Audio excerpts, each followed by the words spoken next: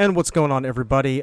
So I just want to let y'all know before we dive into the interview, we are we are going to split this interview into two parts, just because there was a bit of a technical difficulty on Karita's part, and there's a little bit of a length of time waiting while she got another device to continue with the interview. So so the first part of the interview is you're going to see her dressed one way, and then the second part of the interview she's going to be dressed differently. But it was all recorded on the same day, so yeah, just keep that in mind. And without further ado, let's dive in. And welcome back to the Movie Pope podcast. And today we have another one. We've got Karita Fleming here, a horror film producer. She's going to sit down with us and chat about her work in film and what current projects she has going on, and any premieres, as well as her top 3 horror films. But before we dive deeper, remember to like, comment, subscribe. And as always, thank you so much for watching. And let's go ahead and dive in. Karita, how are you doing today? I'm doing good, but my first name is Madelinekariita. Oh, okay, But gotcha. Karita works too. That Karita works too.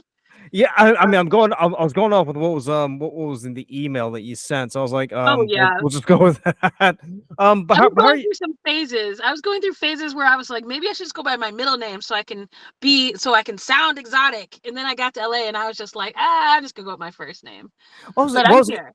What I was gonna say, because because I know I know with people who get into the industry, particularly actors, if your name is like John Smith, for instance, sometimes they'll change it to to Rick Danger, as part of their Yeah. stage name. Is that was that kind of the thinking behind that? Um, I was born with the Madelinekariita name.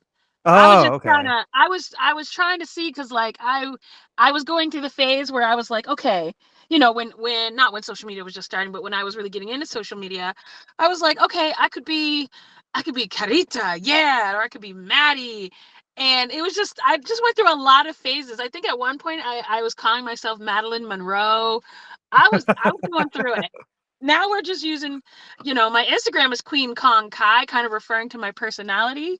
But Hmm. right now I'm going as Madelinekariita. I'm using my actual government name. Well, it's very exotic and very unique. So I think it suits you quite well. So let's just get the conversation started. Tell us a little bit about yourself and what you do and how you got into the industry.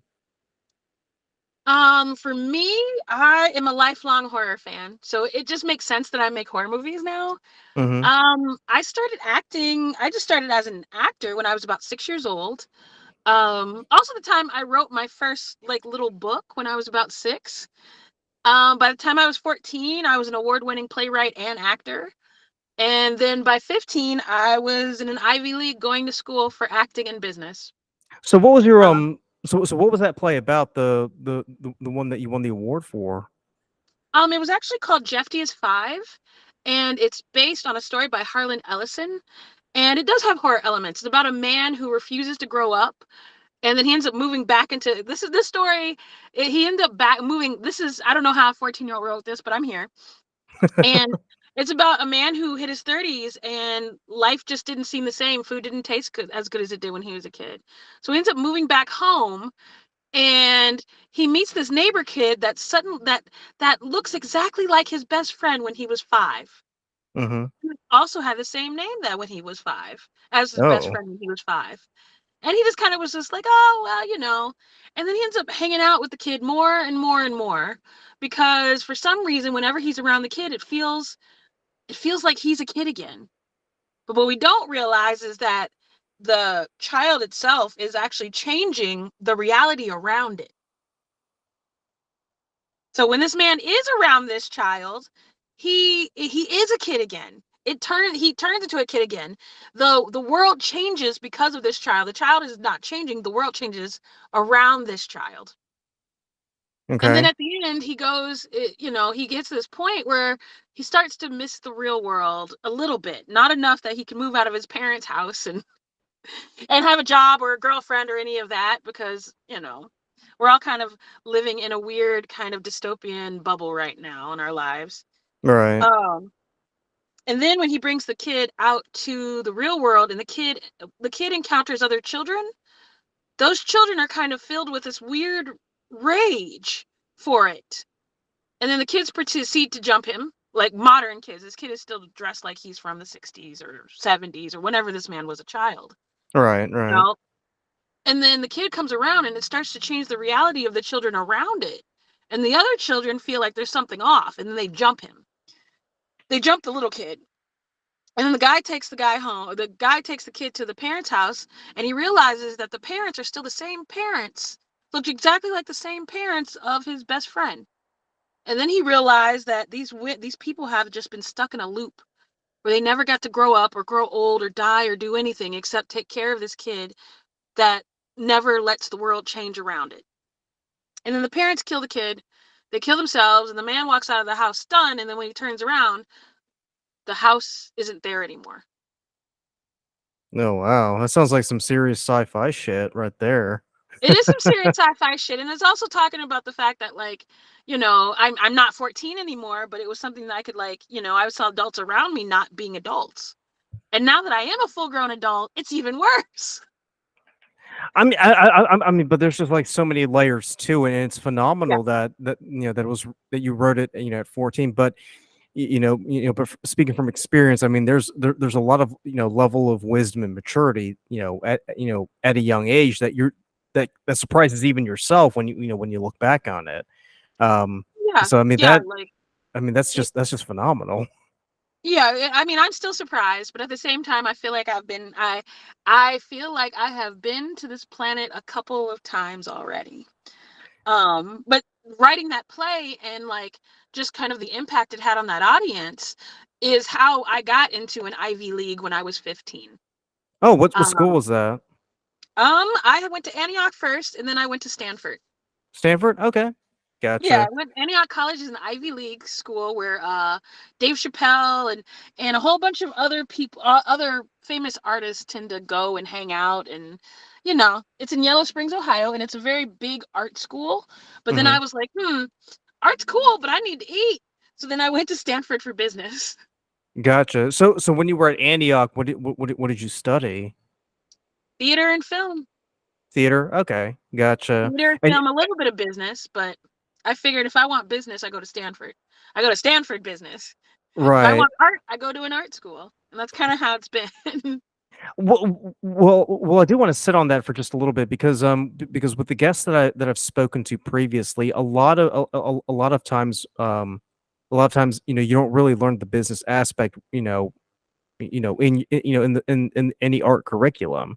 You're just mainly, focusing on how to hone your craft, but it's just as important to be able to navigate the nuances of the business side of the arts industry, whether it's film or theater or whatever. How how did your education at Stanford help you learn to navigate the nuances of the business aspect of the film industry?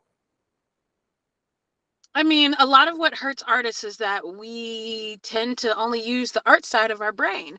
But I live in Los Angeles. Los Angeles is a business. Right. Art is a business here. And it taught, like, right now it's like this is my first film that I'm producing, and I already have it in theaters. I have, it's already on billboards, it's already all everywhere. I think I learned about, like, it's more than just being artistic, right? There's a marketing side to it, there's a management side to it, there's a side where, okay, your art may be good, but if nobody knows you exist, then you're going to keep starving. Right. And It's the balance between what is business and what is art, and how to keep the integrity between your art and your money. so, can you walk me through the process of what goes into promoting yourself as a brand to get other people, to notice you and be aware and say, "Wow, that's pretty striking. I think I'm gonna follow that." I mean, I guess my secret is I've always been myself, and I've become more of myself because I really don't give a fuck what anybody else thinks. That's the first Right. step to it. You have to be okay with not caring what anybody else thinks about the choices that you make in your life for yourself. And I mean, Mm-hmm. I get it. If you have, there's some choices where, yeah, you should worry about it. But then there's the choices of, who am I? Is this what I want? Is this the person that I am? It's kind of figuring out, who are you, and leaning into that as hard as humanly possible. I'm a very strong girl, so I make movies. I'm a very strong girl with a very dark sense of humor. So I make movies that go into that, even though, there are, like, the plays that I wrote, the plays and the films that I write do have a deeper meaning to it. But I kind of take the pieces of me that I like and enjoy, and I just put them out there. And I think, and if you're really doing what you love, other people will find you. Right. But you also have to go to those other people who are like you and interact with them and their followers. It kind of build a community, right? Yeah, you have to build a community. There just Gotcha. has to be a community. People don't have to like you. They at least have to come in. They can gawk, they can watch, they can heckle, but you still have to be able to bring people to come see you. So basically, any attention is good attention. You know what? The algorithm does not care. Okay. Like, let's say, not to bring up Donald Trump, right? But the algorithm, right? Whether you loved him or hate him, as long as you mentioned his name, that little ping goes off inside the server or whatever, and it quantifies it. It doesn't care if you like it. It doesn't care if you like him, if you don't like him, if you're, but as long as you mention that person's name, it will the algorithm will go, this must be popular. People are clicking it a lot. Let's show them more of that. Right. Computers and AI don't have feelings. They only have what can be quantified. So, in 2023, all attention is good attention. That's why, we got artists over here pretending to be demons in their videos, Oh yeah, I like did hear Doja about Cat. that. Yeah. I mean, I love Doja Cat. I realize that, like, we're not 14th century peasants stoning people because they saw Mary playing with a puppet. I saw Mary dancing with the devil in the forest. You know, I want to feel like we're beyond that. And then I'll read comments where I'm just like, oh, damn, we're really not that far from that. So piggybacking off of that, Yeah. so so so so in terms of in terms of your work, do do you see yourself more as a writer or director or producer when it comes to your work in film? I mean, my favorite part is acting, but I'm good at finding the resources in which to create that. Okay. And with the film I just did, I'm a film buff. I've been a film buff since I could walk and talk. My mom and my dad are horror movie fans. My grandparents are horror movie fans. I'm a third generation horror freak. And so it's like everything's committed to memory. And then it just hit this point where I was like, I'm just bored of everything. I was bored of what we were seeing. So for me, it's like, I love the acting part. I love the creation of the world. I'm good at getting the money. That's that's the only reason I like productions, because I'm good at getting it in order to create the world in which I built. Hmm. Um, but at heart, I'm an actor. I just needed better material to act in, so I created it. Gotcha. So in terms of horror, like, is there like a certain like subgenre or a certain aesthetic within horror that kind of informs your your filmmaking process? Like, what I guess to phrase it another way, like is there like like a certain type of like director or film franchise that or filming style that kind of makes you think, huh, maybe I'll borrow some of that and apply it to here. There's so many of them. I There's so know, I many. know. I mean, It's an I'm a open-ended film buff, question, like, not so just horror films, but like, I'm a film buff. Like, I mean, if I had the budget, Dario Argento, I would do Suspiria, right. but I don't have the budget. So right now we are at right now we're at Night of the Living Dead. We're at Romero. We're at that Okay. budget. You know, Mm. I just did Night of the Living Dead, the remake. Yeah, I saw your post on Facebook about that. Can you talk a little bit more about that? I was signed to a not NDA, but then they didn't pay me, so I'm getting ready to sue them. But it was still a great adventure. It was like being a horror movie fan and then being in one of the most legendary horror movies ever. And it's a movie that is a movie that frightened me so bad when I was like my I know my parents should not have had me watching it when I was 3, but I can't go back in time now. And I Right. remember that movie. I remember sitting on the table terrified of those zombies, those black and white zombies, and it was just kind of like, whoa, and it was about, kind of, I guess, maybe living the rest of my life knowing that, like, you know what, maybe if I make horror movies, I'll never be scared again. Sort of like a way to kind of exercise the fear from you, right? Oh yeah, and I'm a very fearless person. So it's like I think it helped me exercise the fear. And also, like I said, my parents met on Halloween, and the only thing that they ever got along with was they like horror movies. My grandparents met on Halloween, and that's their thing too. So it's like I kind of was raised, like, and being introduced to horrors at an early age, which I don't know if I recommend or don't recommend, but I'm doing pretty good in life. But I think it's a way to help deal with the fear. And like, I'm a woman of color, so a lot of the situations that I'm in, there's a lot of fear and oppression. And movies, that, like, it's like, move Freddy Krueger's a lot scarier, but also the guy that's down the street selling drugs is scary too. Right, right. But I can take that fear with Freddy Krueger or Jason and, kind of transmute it into, well, you know what? They win at the end. And I was going to mention too because I did an interview recently with Tiffany Albright. She organizes she's the organizer for the Queer Fear Film Festival in Winston Oh, Salem. awesome.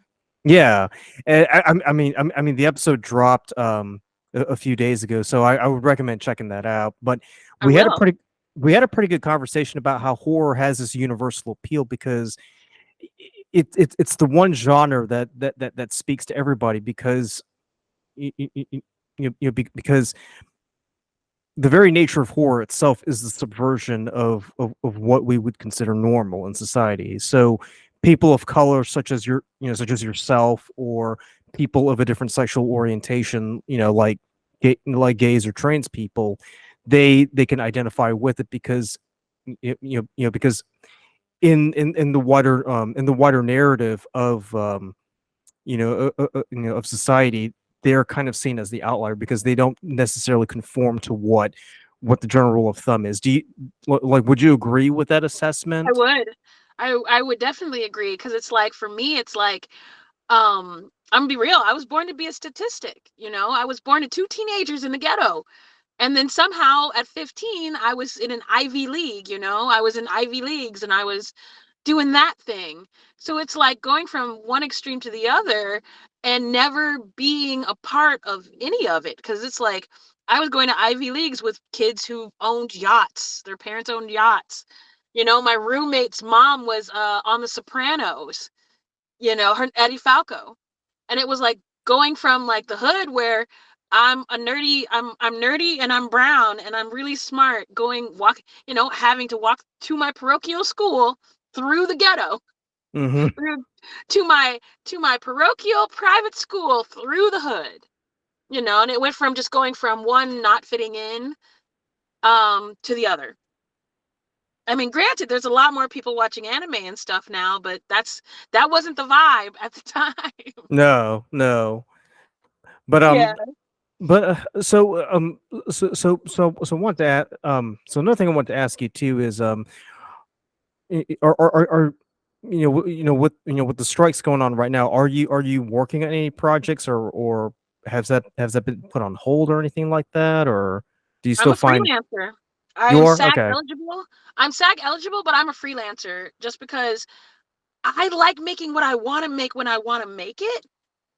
And as SAG is wonderful, but at the same time, things like this happen with SAG, where you just don't work and you don't eat. And these people in Los Angeles last week served over 50,000 eviction notices. Oh wow. You know what I'm saying? And like a lot of those were actors who were on shows that got canceled because of the strike and are never going to be seen again. And for me, I never stopped working. I can't handle having I would not be able to enjoy the possibility of not being able to go and make money because I'm under a contract. Right. And not I want SAG to make it. I want them all to have that, but I'm not going to stop making money. So I'm going to keep doing what I'm doing, and I like being a freelancer. The movies that I make are really fucked up. So it's really hard. It's going to be really hard to have them buy into most studios to buy in that anyway. So when you say they're fucked up, are you talking about just like the aesthetic of the movie or the plot or All what? of it. I make sadistic horror movies. Okay, can you can you go a little bit more into that Oh yeah, of course, process? of course. So like the movie that I currently have out tonight, Ouroboros, it means the snake that eats itself. It's an alchemy symbol. It's actually one of the oldest symbols known to humanity. Right. It predates the written word, and it's the image of a snake eating its own tail. Right. This, right. The And circle of life. Yeah. oh yeah, the plot is um this is what caused fights, which is really strange to me. I didn't really break the mold on horror movies or anything, but Hmm. my main killer, the killer is a black female serial killer. And one of the things that I hate about when women are introduced as, villains is that in order for us to understand why they would want to hurt other people, we always have to have this like long drawn out victimization, a 3 hour, sexual assault. There always has to be these extreme things. But when you see films about male serial killers, they go, "Oh, I stubbed my toe in third grade. That's why I killed 17 women." So I applied the same thing that we do in real life. Nobody goes, "Oh, I bet Richard Ramirez had a terrible childhood and he was this and that and the other." They go, "Oh, what a freaking monster." Because he's not remorseful. Mm. He wasn't remorseful. Like Charles Manson, I don't know anything about his childhood, but when they make movies about him, you don't know anything about him. And there is no long drawn out victimization scene. There's no moment where they finally fight back. No, there isn't. I do not want to build that empathy for this character. I Right. want her to be just as cold and ruthless and as emotional as male serial killers are in real life and on screen. Um, so what we do is we kidnap incels and predators from the bar, passport bros. They're easy targets. Um, because it's like one of those days. Like I was writing this with another writer at one point, and he was like, "I want the character to be big and bald and bulky," and I was like, "Nobody is going home with anybody who looks like that from a bar. Not gonna happen." And then Yeah. I kind of kept thinking about it, and I was like, "Oh, attractive man, we could do that." And I was like, "No, no, no," because that still wouldn't happen. And I was like, "Who would be the easiest?" And I was like, "Men are the easiest catch." It just is, because if your dream girl walks up and says, "Hey, let's go down this alley," you're gonna do it probably. Right. Yeah, like it's the introducing that's a real element to like the world. Like I met this dude and I said, "Hey, you want to go down to this vampire bar that's in an alley in a basement?" And I mean, it was real, but I was walking and I realized I was just like, "You just met me once. You met me once, and now you're walking blindly down an alley with some girl you just met to a vampire bar that nobody's going to know where you're at in a basement." And that kind of helped shaped it a lot more when I realized I was just like, huh, that's the easy, the men are the easiest target ever as long as you're a somewhat attractive woman. Yeah. And then I created the movie about that because it's reality. And I was just like, I mean, men should be thankful that women aren't, like most women aren't like that. But if there was somebody doing that, it would be really easy to do it, especially since I live in a city like Minneapolis, but this could be easy in any city. Right. Exactly. Any Well, city. Well, I mean, another thing too is because because he kind of took that trope and flipped it on its head as well. So, um, huh, Grady there?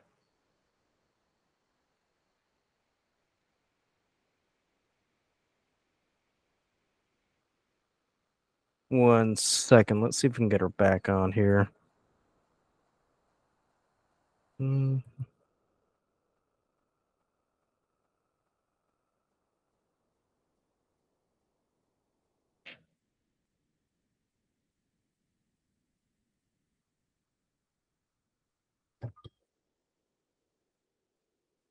In the meantime, remember to like, comment, subscribe, and definitely check out all of our other videos because we do work really, really hard to try to pump out these interviews and these reviews because we definitely believe in getting good content out to everybody. And in case anybody's wondering, I am enjoying a glass of scotch. Scotch.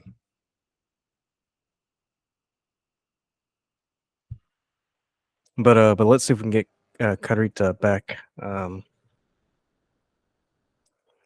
onto the podcast here. But as I was saying earlier, be sure to check out our interview with Tiffany Albright. It dropped on what was it? Drawing a blank here. I need to check my calendar. Actually dropped on the 10th. And be sure to check out the Queer Fear Film Festival as well.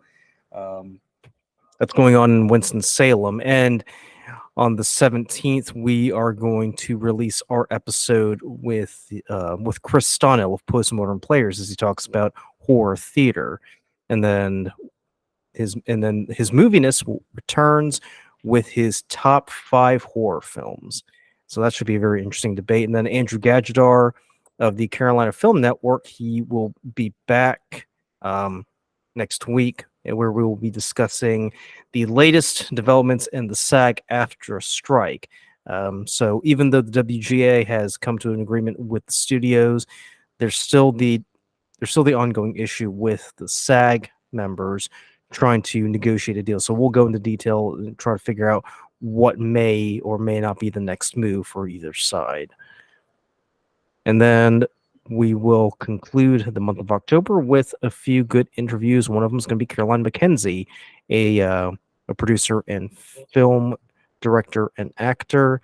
And then we are going to do our very first dual review in November. We're going to be reviewing Good Morning Vietnam and The Greatest Beer Run Ever. So many, many good things to look forward to.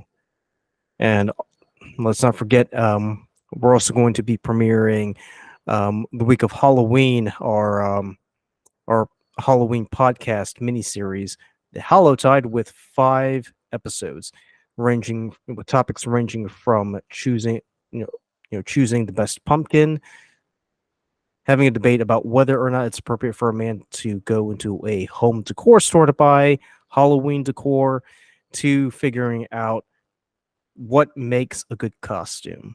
Because it's a question that we all ask, whether we're kids, teens, young adults, middle-aged people, even those who are pushing, who are getting out there, pushing.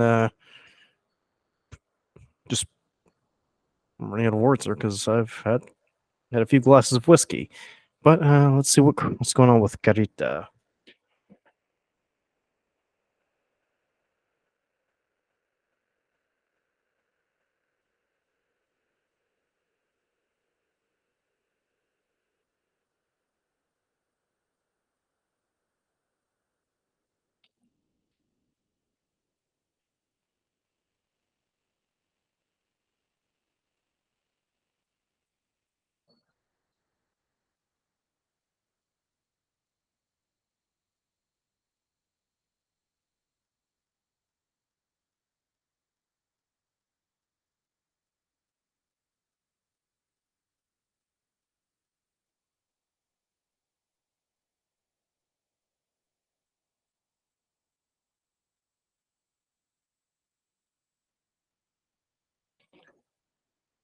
So it looks like Karita's phone died, so we're just waiting to see if she'll be able to get back on. We may have to record this in 2 separate sessions, but if we do, we'll definitely put these 2 together to create a single episode. So stand by.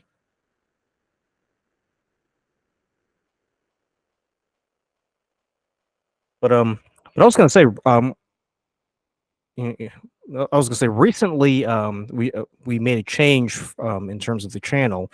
When the channel originally started, last August, it was called the Bushwhackers because originally I was just going to do the Bushwhackers series, but as the year progressed and as we developed more content, and as we developed the podcast, we eventually decided to just change it from the Bushwhackers to the Movie Pope just to make things a lot easier, just so people could find the channel far more easier than having to explain, oh, it's this and that's that and blah blah blah blah blah. So so the channel has now been changed to the Movie Pope, but the Bushwhackers are still in play, and we're working to get the season 2 premiere hopefully before Halloween. So that's something that I'm working on.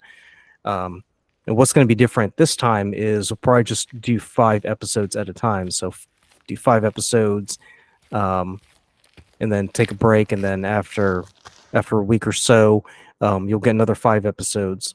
Kind of makes things a whole lot easier, because at least that way, you'll get, for fans of the Bushwhackers, will give you time to kind of catch up on any of the latest episodes that have dropped. And I'm trying to acquaint myself with Blender animation, because I definitely do want to do more 3D animation. And once I get that down pat, hopefully by next summer, we may probably see a shift in the Bushwhackers, going from just narrated stories to to 3D animation. In which case, season 3 is going to be a lot shorter than seasons 1 and 2. But plans for season 4, that's when things kind of move in a whole new trajectory. All I'll say is that for season 4, it was hugely influenced by the Marvel series Loki, as well as Lovecraft. So kind of mush those 2 together, sort of.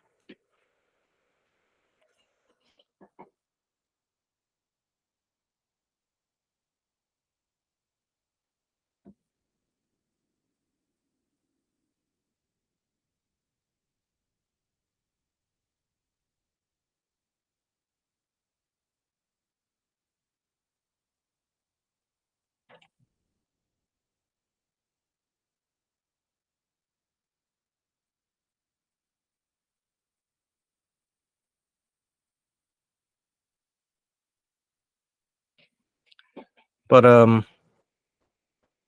was gonna say, while we're waiting, another thing, I think that's gonna happen too, is I'm gonna try to put out more content of just us going on random adventures.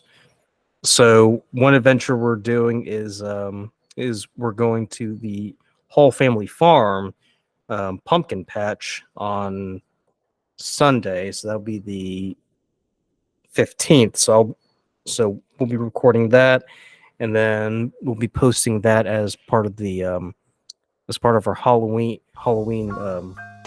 specials, and then continuing with Halloween themed episodes for the podcast itself. Next week, next week we'll we're going to discuss Shakespeare as horror, and we'll be talking to Full Circle Players, which is a Shakespeare acting company. I think it's either in Oregon or Washington. I'd have to double check. But we'll sit down with the director of that company, and we'll be discussing how to read Shakespeare as horror, and we'll be using several plays, among them the Scottish play, Hamlet, and Richard III, because there are elements of the supernatural in there. So many great things still coming up for October, and then we'll be going to the Renaissance Festival on November 11th. We'll be going to the Renaissance Festival on November 11th, and we'll be filming that, and we'll be uploading that onto the channel, probably before Thanksgiving, just so everybody can, get a good look at that.